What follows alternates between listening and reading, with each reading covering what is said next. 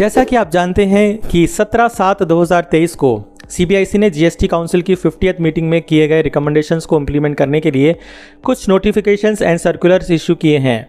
आज के इस वीडियो में हम बात करेंगे ऐसे ही एक इम्पॉर्टेंट क्लैरिफिकेटरी सर्कुलर के बारे में, जिसमें सीबीआईसी ने section 50 subsection 3 read with rule 88B के अंतर्गत wrongly availed and utilise ITC पर एक क्लैरिफिकेशन इशू किया है।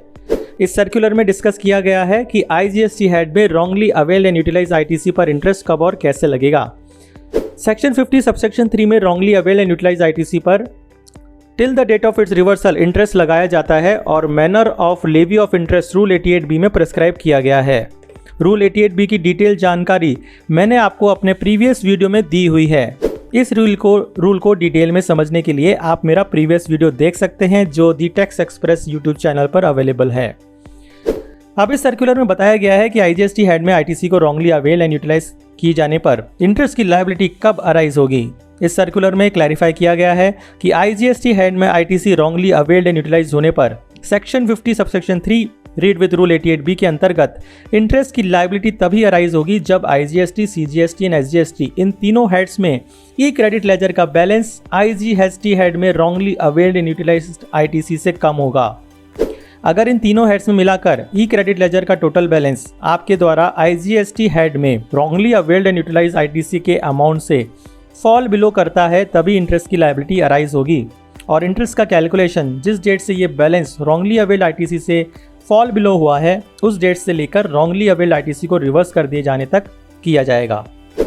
इस सर्कुलर में ये क्लियर कर दिया गया है कि wrongly availed and utilise ITC under IGST head के केसेस में ई क्रेडिट लेजर का टोटल बैलेंस तीनों हेड्स में मिलाकर देखा जाएगा, ना कि सिर्फ आईजीएसटी हेड में। अगर आईजीएसटी हेड में ई क्रेडिट लेजर का बैलेंस रॉन्गली अवेल्ड आईटीसी से फॉल बिलो भी कर जाता है तो भी इंटरेस्ट लायबिलिटी अराइज नहीं होगी अगर तीनों हेड्स में total balance of E credit ledger does not fall below the ITC wrongly availed and utilise under the IGST head.